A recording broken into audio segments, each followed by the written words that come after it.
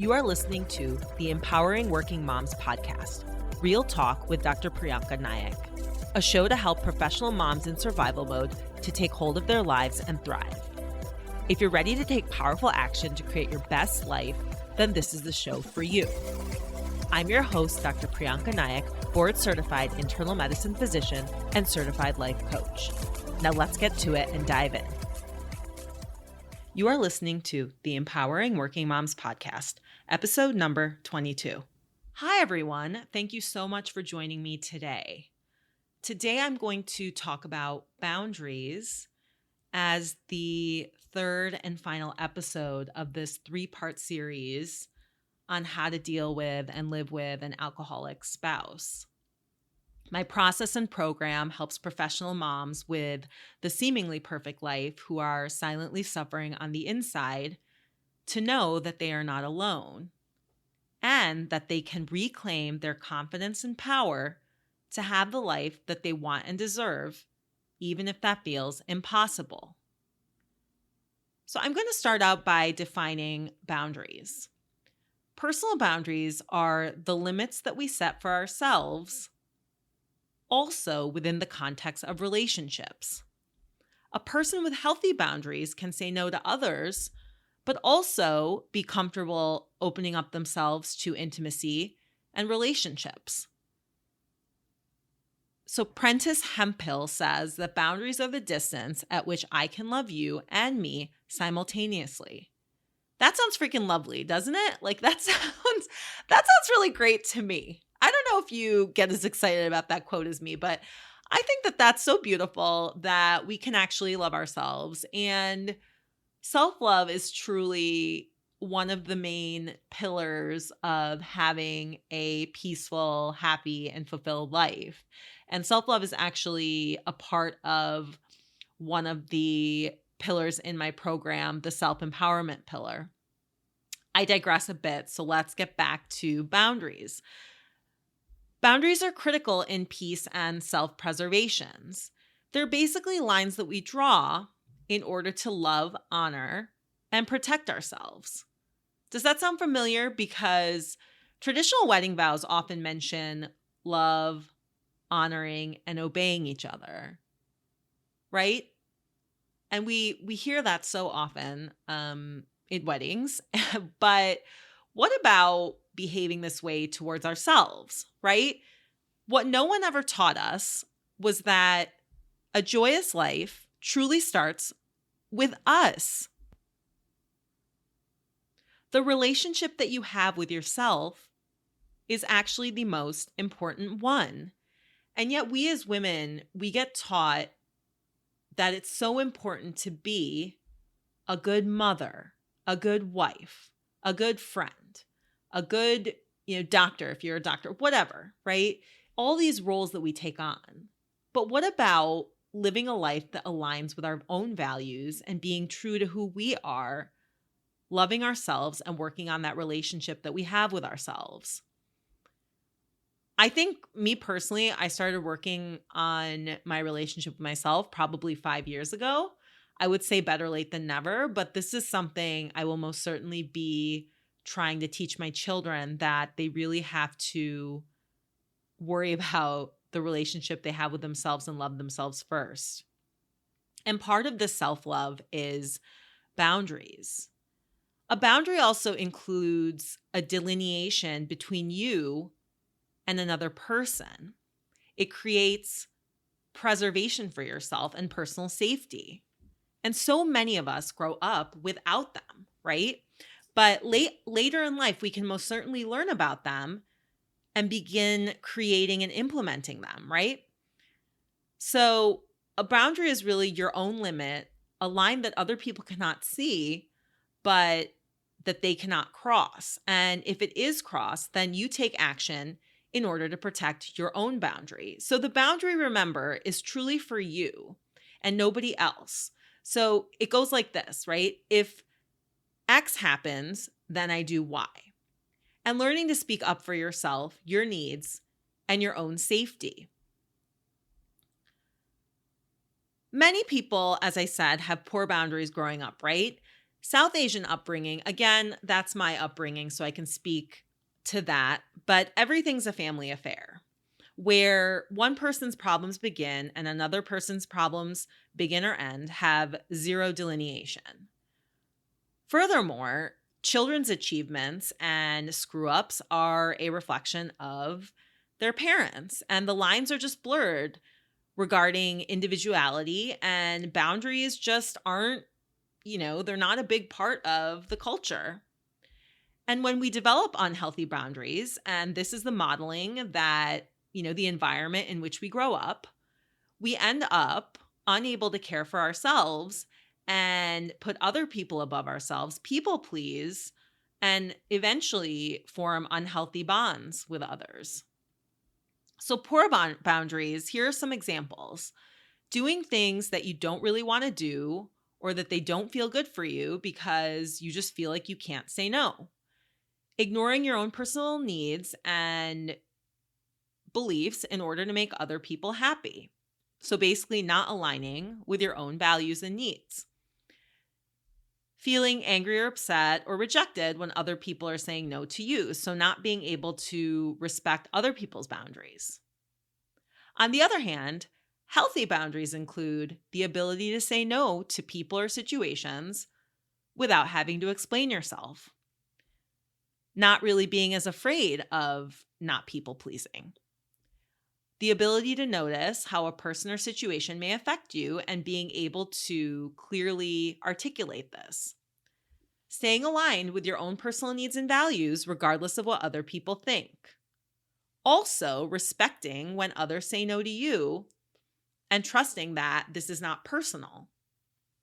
Having a strong sense of identity, which truly begins with identifying your values, as I speak about in earlier episodes of this podcast, as well as learning to love yourself.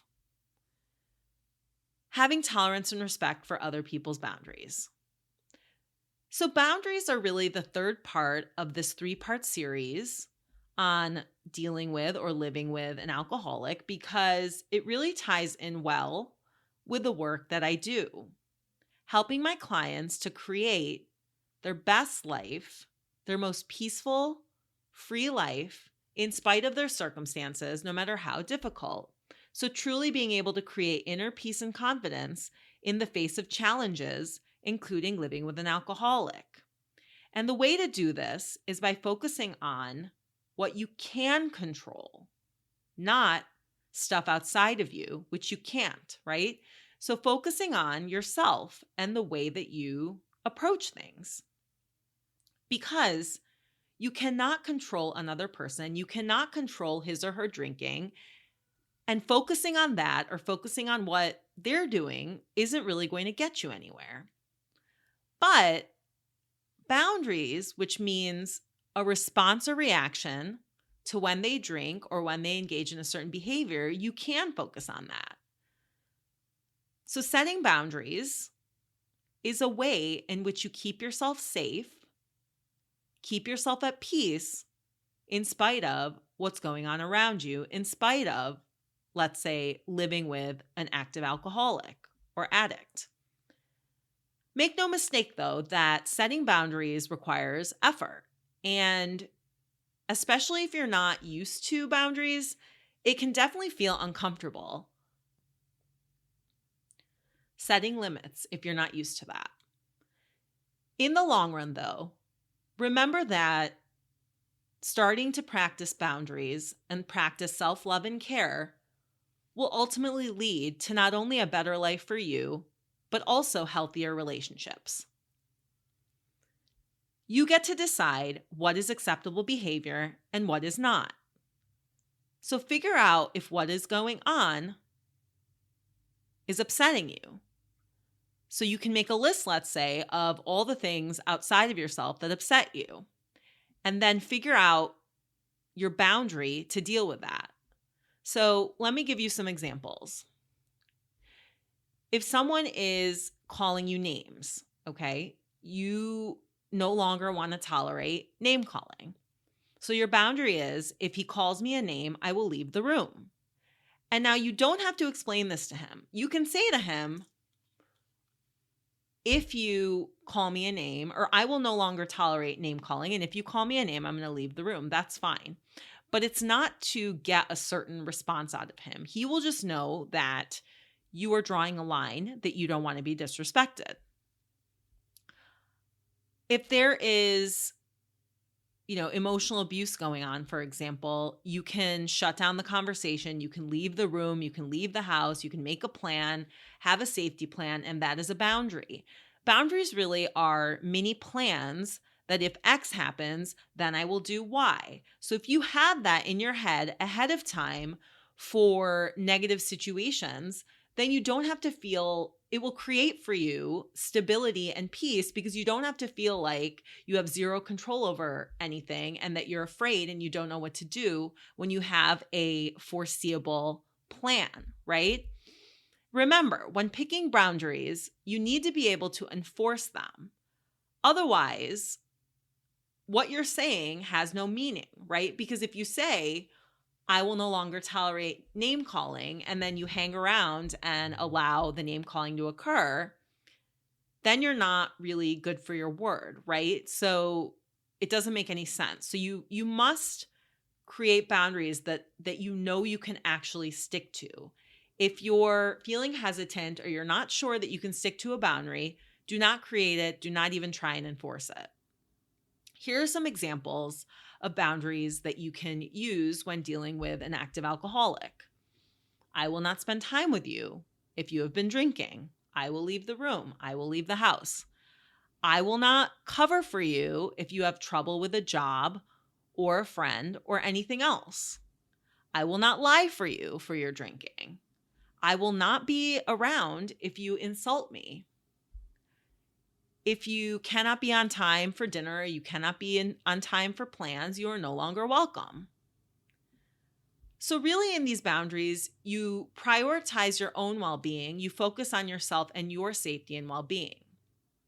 One critical part of the process of creating boundaries is having good self-esteem, loving yourself, and this really starts with caring for, if that sounds like a huge stretch, especially the self-love part, it really starts with small steps to care for yourself, like going for a 5-minute walk or doing a quick journaling or like a quick mindfulness activity. Like I've talked about, there is a body here and now, feeling the stability of gravity as you sit on a chair, as you're standing, right?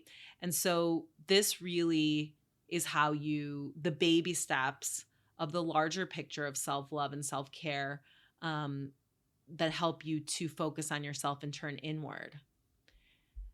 And remember that if you did grow up in a home with minimal boundaries, that creating boundaries might feel counterintuitive and they're hard. So just start with really small ones that you know that you can enforce and titrate up. Again, work on self-love. Refer to my episode number 11 of this podcast, Practicing Self-Love for Inner Peace, in order to get started on that. And as you learn to love yourself, you can establish in your mind what treatment you deserve. So if subjecting yourself to the chaos that is alcoholism is your choice, remember it's your choice and focus on your inner peace and enforcing boundaries. Figure out your own boundaries and lines little by little, hour by hour, day by day. Love yourself to no end, and the life that you want, the life that you deserve, will become clear. You will build the confidence to take whatever step you want and need to take next. And truly, this is some of the work, a sneak peek of the work that I do in my coaching program.